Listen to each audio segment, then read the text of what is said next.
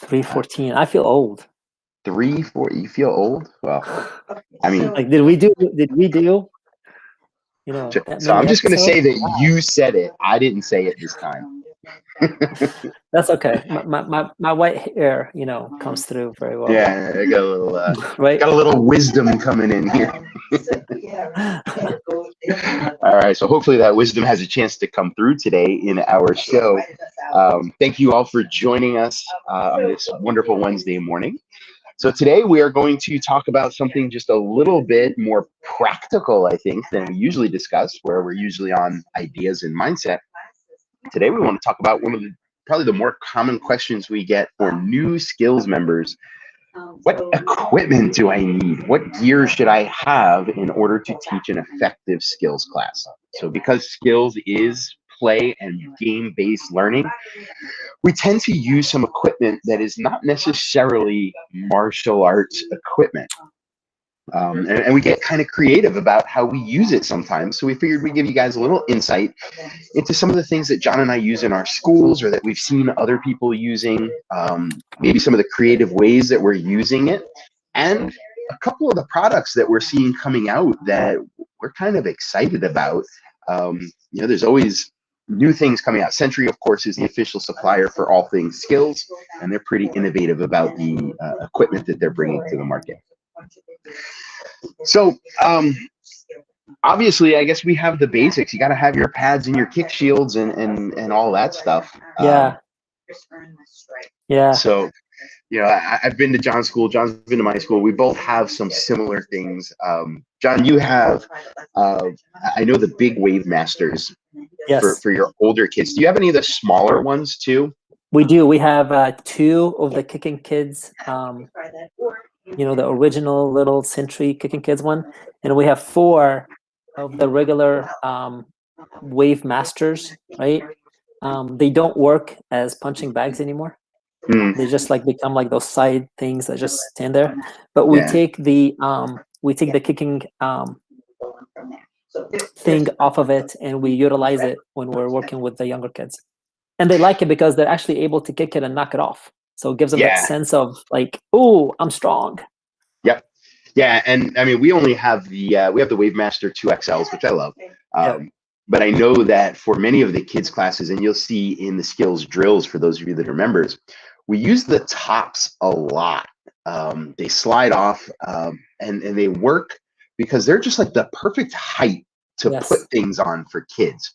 So whether it's using it as a platform to put a pad on so they can kick the pad off, or it's we've used it as like when we do trivia type stuff, it's the perfect height. We have a little button. It's actually the easy button from Staples, programmable. So we put that on there. It's just the perfect height for the kids to be able to use to slap that button.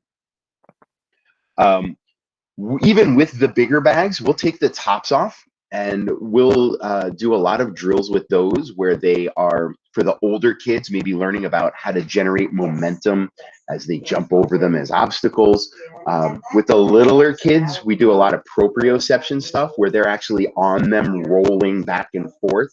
So they get that vestibular input that sometimes kids crave. And I test it to make sure it works. If you put like 4 of them together, you could do this cool Superman slide across the top. The kids think it's amazing. So we have a lot of fun with that. Yeah, that's one of the things that you just, as kids or adults, you just enjoy doing. Who doesn't want to be like rolled, all the way down? Yeah, it's like a primal desire for kids rolling like that. It is, and it's amazing how you could have like one thing to be utilized for that one thing, right? Or for that one skill, but you end up thinking outside the box of, okay, what else can we do with this? Yeah, and that's like a huge thing, especially you guys that are on smaller budgets. You want to try to find equipment that has many, many different uses, and it's really up to your creativity as to how you do use them. Yep. Another thing that we use in our studio that's totally where a lot of school owners are like, oh, construction paper. See, now that's not something I would expect to hear. Like, oh, I'm starting a martial arts class for kids. What equipment should I get? I'm thinking like, we're gonna fight Vikings and we need hand gear. And so, how do you use Right? construction paper? Yeah, we use construction paper. Anything that is color coded is going to be eye catching to them, and they're going to resonate well with the drills or the techniques that you're going to use, right?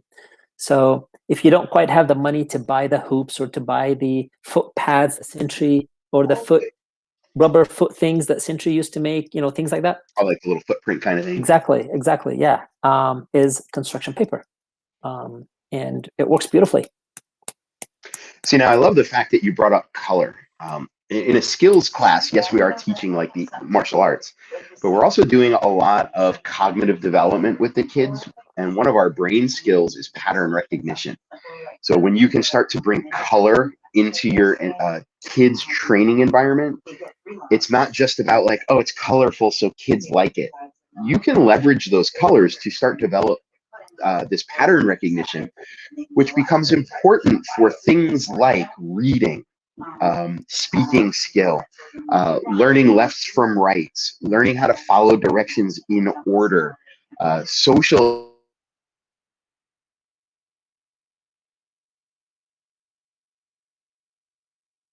I was listening to an audio book about how kids are amazing scientists, and humans were the only creatures that knows what a category is.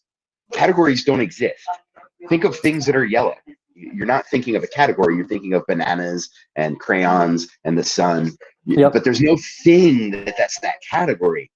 So to reach that higher level of cognition, we have to give the kids categories of things, patterns they can recognize. And color is an amazing way to do that. So run out to your local teacher supply store.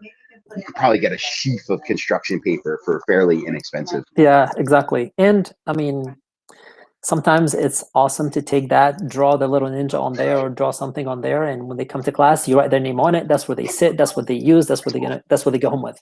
You know what I mean? So again, it's got a lot more value than just a piece of paper. Yeah, and even like that drawing aspect, you got some time before class or after class, or we've even with some of the like the vision drills for our Yes. older kids, you don't think Yes. about teens wanting to color. No, But yeah. they still do want to cling to that childhood a little bit longer. When you give them an opportunity to express themselves through that, you'll start to see that a lot of the martial arts lessons that you're teaching come through in their art. What is art? It's self-expression. It helps Exactly. them see themselves as martial artists. So I love that. There's so much Yeah. versatility there.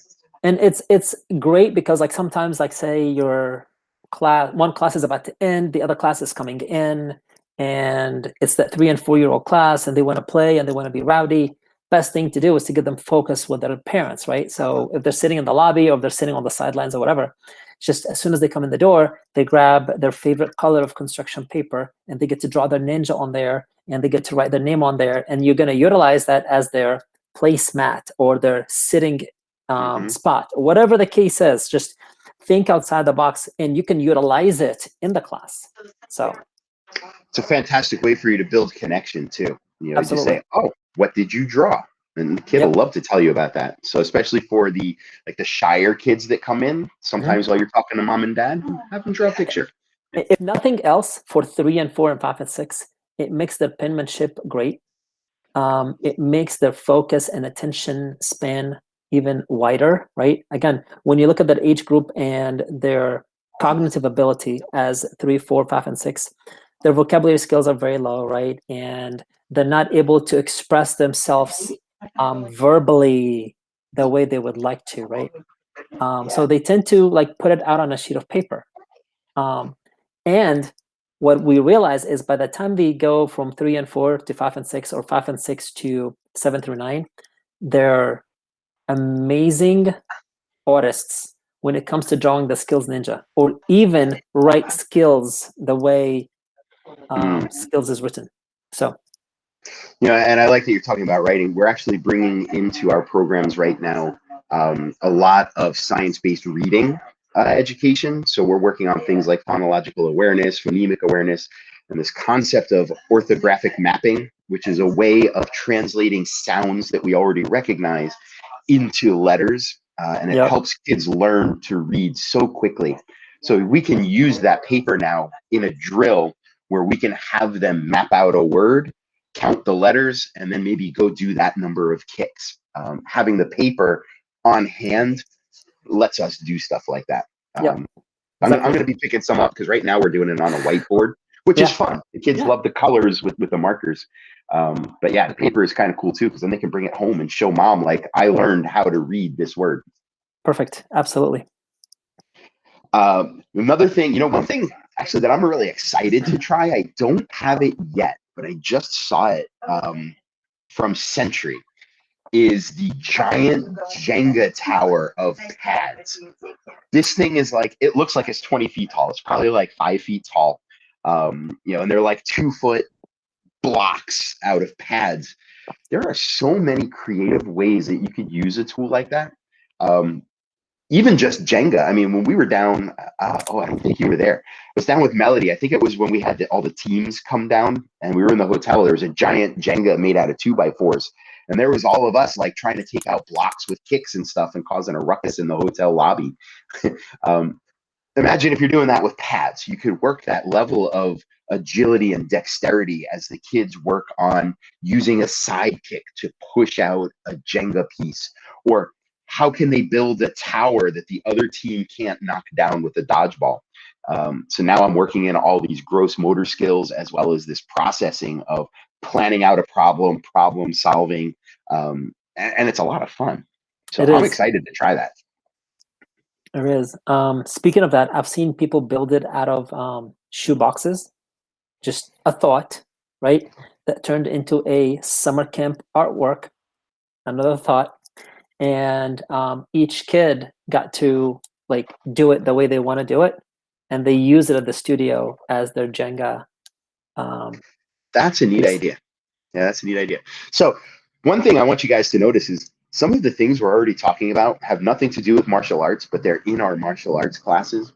One of the things that we're looking to do as we reopen a little more, as things open up in New York, is we're adding in classes that are completely not martial arts, but they are geared around what we do. And one of them will be, instead of a parents' night out, it's going to be a craft day. And the crafts will all be martial arts related things, but it's going to be very interactive, where the kids create and learn and not a single kick will be thrown. And I came up with the idea actually between Heidi going to college for her education degree and all the projects she would bring home. And then I went down to John's school and saw that you guys at that time had made the Elmer's glue, I guess it was, the Skillz Ninja window clings. Yes. So these are things that, it's not directly in the martial arts class, but it extends the experience of being part of our school and our culture.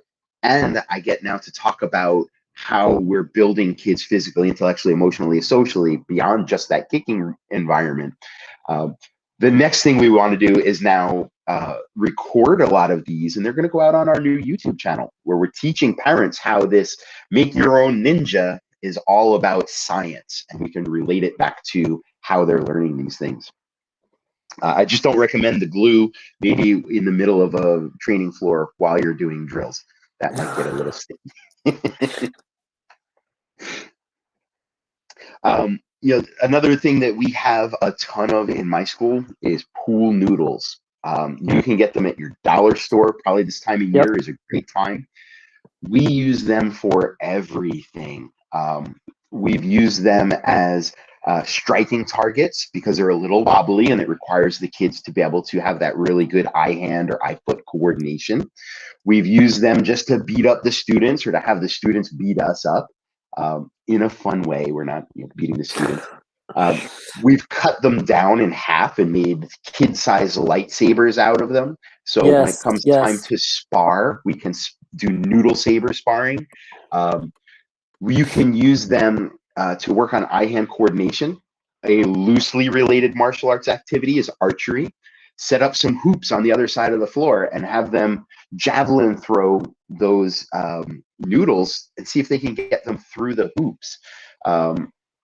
We've used pool noodles for self-defense. Right now, we can't come within 6 feet of our students unless it's a safety issue.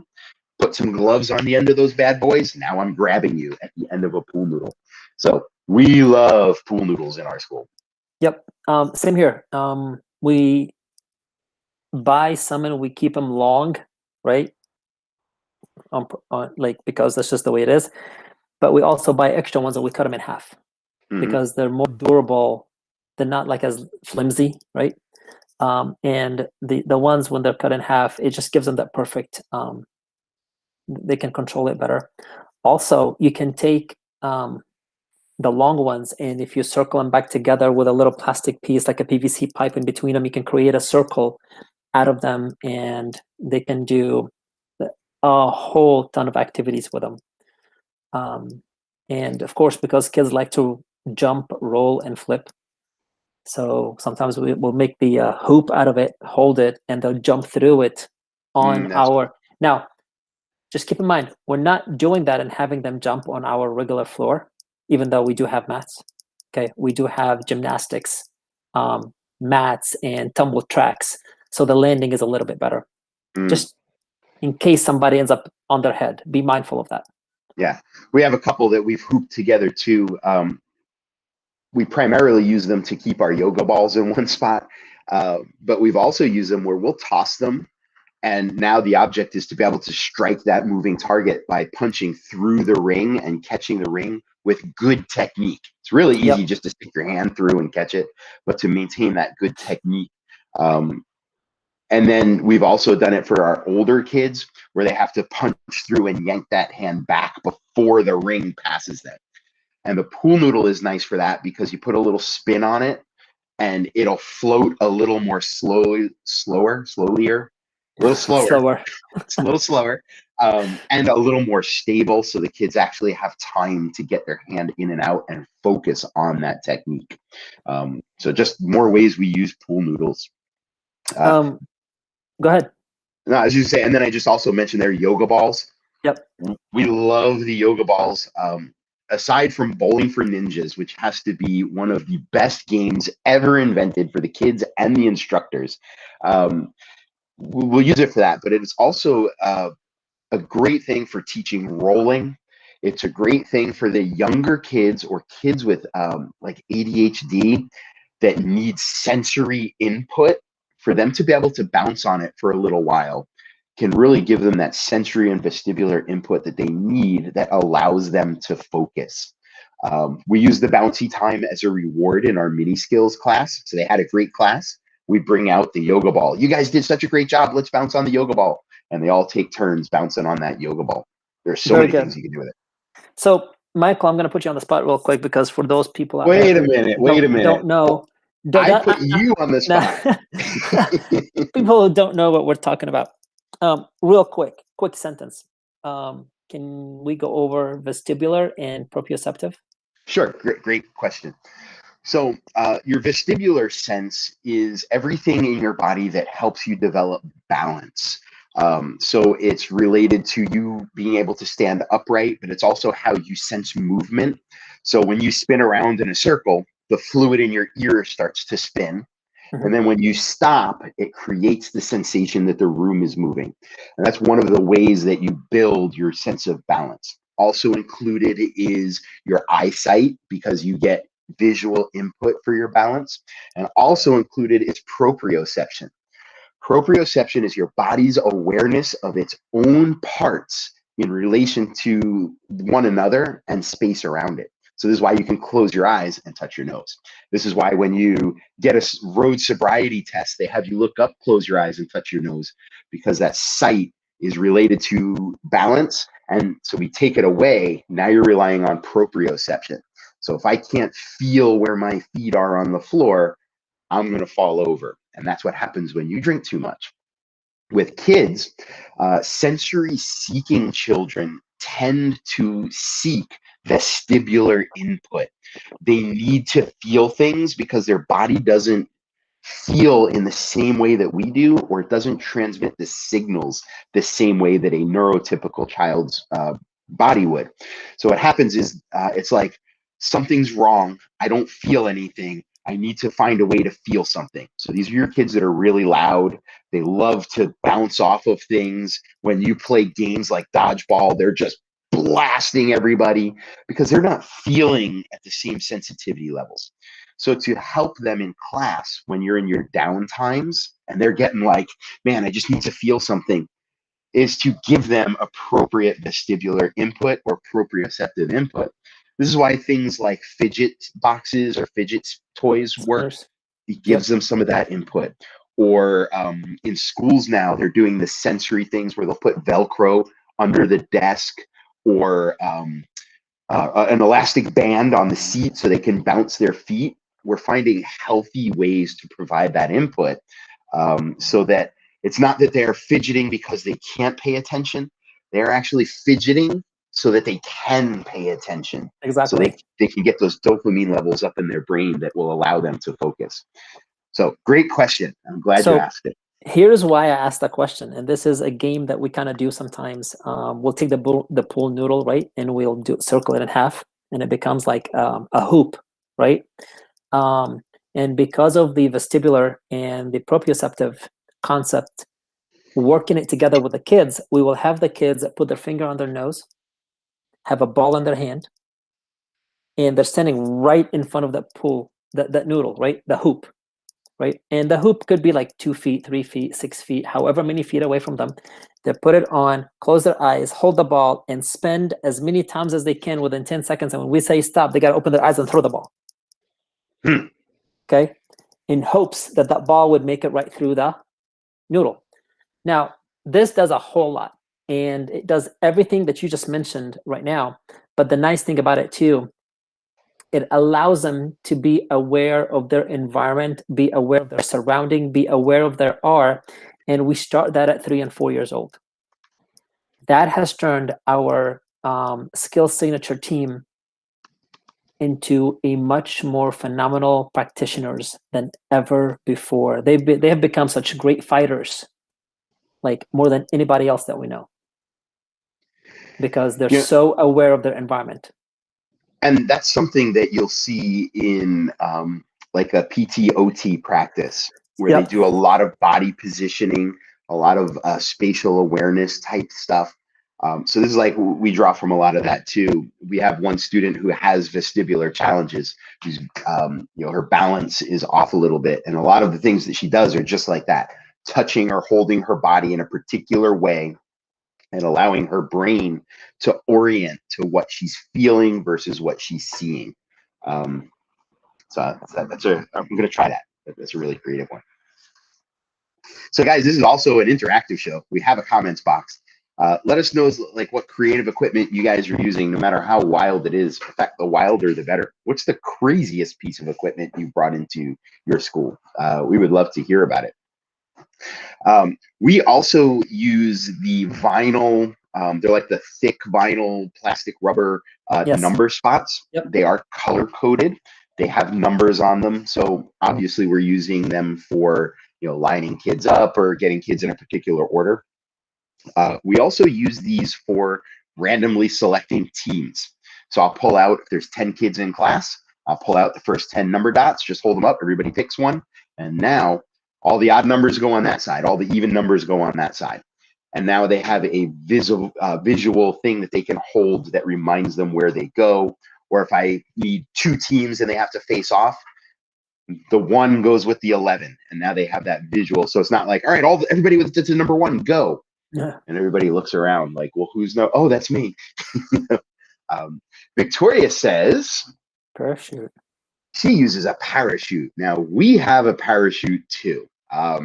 It's wonderful. This is another one of those things that I think I have a parachute and the kids are allowed to use it. It's fun. There's so many things you can do with it. Cheerleading pom-pom. Now, that's an interesting one. Yeah, I'd like to hear more about that one. I would love to hear more about that. See it in class. That would be awesome. Yeah. One investment that we just made is we have spent, I think it was about $500 to $700 on tumbling equipment, like balance beam, tumble track, stuff like that. And right now we're using the balance beam with our 3 and 4-year-olds, okay, to get them ready for the 5 and 6-year-olds balancing activities, right? But if they're able to stand on one leg, and like 3 and 4-year-olds, right, and give us 10 kicks on the ground, we challenge them to get on the balance beam and go back to the white belt level and do 3 kicks on the balance beam. You know, it's interesting because I don't know why, but balance beams have always sort of fascinated me.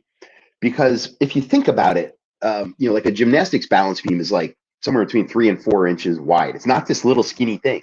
No. So it's really not much bigger than your foot. Your whole foot can fit on it. Yep. So if you walk down a sidewalk that's 3 feet across, a meter for our European friend, for our friends at any place other than the United States, that's a meter across. It's so easy to walk. Yeah. But if you walk on a balance beam, it's so difficult, even though not much changes about your gait. So this is where like some of that visual vestibular sense comes in, that now you start to doubt yourself. It's amazing how your internal dialogue can affect your performance so much. You should just be able to walk down that balance beam without even thinking about it. I mean, technically, yes. Physics, that's a whole different conversation. But then you got to worry about falling off or missing a step, or you know, there's a lot that goes on. And the more you intellectualize it, I think the less priority your physical ability gets. All right, so here we go. She uses the pom-poms to help with coordination by shaking the pom-pom and improving left and right awareness through addition. I love that. And that's I love the left and right concept. This is something that a lot of instructors don't realize that younger kids struggle with. Something like 17% of adults have left-right confusion. They have to do like, okay, that's my left. And that's adults. Kids up until about the age of, I guess around 4 or so, is when the part of the brain, the corpus callosum that's in the middle, develops or starts to develop somewhere between age of 4 and 6. That's when they can really do left and right. So if you're doing a form where it's punch straight and then turn and punch across, that doesn't work for the younger kids. Some kids, they can. So when we start to work on lefts and rights, we can reinforce left-right awareness while the brain is still developing, which means it's being embedded right into what will eventually become the adult brain. We do this with a rubber band. So when kids struggle with lefts and rights, we put a red rubber band on the right wrist, and all that alliteration, all those R's, first of all, it helps them remember it because it's a neat way of saying it. Believe it or not, it improves their reading skills. Alliteration is one of the things that you do to improve reading skills. And now they have something that's red right wrist rubber band, you know, and now it's whenever I say punch with your right hand, they go, I hear them saying red right wrist, boom, and they can punch with it every time. And eventually, now we can take the rubber band away and they still remember to themselves, you know, red right wrist. Okay, boom. So I love the left and right aspect. Let's see, I have all kinds of stuff from another program I run, stuff to climb on, jump off, roll, balance. So this is great. A lot of times as modern martial arts business owners, we spend a ton of effort minimizing risk. We've got 12 different insurance programs. We've rounded all the edges. We've got mats. The instructors are making sure that everybody's, you know, doing what they're supposed to be doing.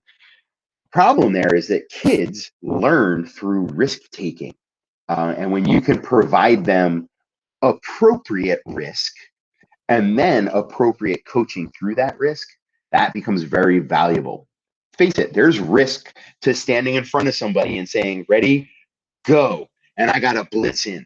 There's risk to that, and if I've never taken a risk, I'm not going to want to take that risk. But if I've gone through that healthy stuff, I might be more likely.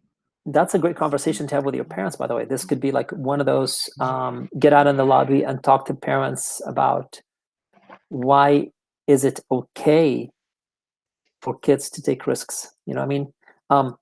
Again, it's nature or nurture, right? Part of our life growing up is taking risks. understanding we have to do these things. Last weekend when I was in Tampa, I was watching the kids play, and the new Tampa Pier, there is this real deep slope, and all the kids would go up there and run down the slope, right? And you can just see it. You can just see one of those kids literally tumbling, rolling over, and they're gonna go face first, right? And one girl, she went face first, and we all, like as parents, we all just stood there going, she's gonna get up and she's gonna be all bloody, right? That girl bounced up off the floor so fast, so quick, with a bigger smile on her face, and she ran back up there ready to do it again, right? But if we don't take risks, then how will they know like how far they need to go? You know what I mean? Like, we take risks by getting in the car and driving. We take risks by trying different food that we're not sure what it's going to taste like. So yeah, with kids, definitely talk to parents that it's okay. I think we're afraid to take risks with kids because of what has happened in the past, and some parents tend to go in the deep end. But well, you got to get ahead of that, and those conversations are really important to have. And I think the side benefit of that is when I can allow, using balance beams and pads and some of like the parkour equipment that a lot of people have, or the what is it, the ninja tricks. yes, That's kind of a parkour program. When we're teaching them about risk taking, we're not just setting them out there to try it themselves. Oh, go play with those wolves, you'll be fine. We get the opportunity to let them try things, and then if something is a little above what's probably safe, we get the opportunity to mentor them. So as you get on that balance beam that's propped up on top of two Wave Masters, I want you to think about what happens if you lose your footing. How can you make sure that you don't? Asking these questions to get them to think about risk assessment and to look forward through that is going to be so powerful. So now when you're not there and their friends say, let's ride our BMX bikes down the power lines, like on top of it, you'll get to say, well, what happens if I fall? What happens if I get electrocuted? And you're giving them the tools to make healthier choices and risks. I think Jason went all out, and let's see. Yes. That's wow, not going to Jason. fit on the screen. Here we go. Thanks, Jason. Love it. Love it. Yes. No, I agree with a lot of the stuff that he put down. It's stuff that we definitely use. Yeah. So he's got bubbles for kicking and punching. We love. Just, you got to make sure you watch the slippage. Risk. Plastic grocery bags for combinations and sparring. We do that with our little kids. I love it. Agility balls. Yep.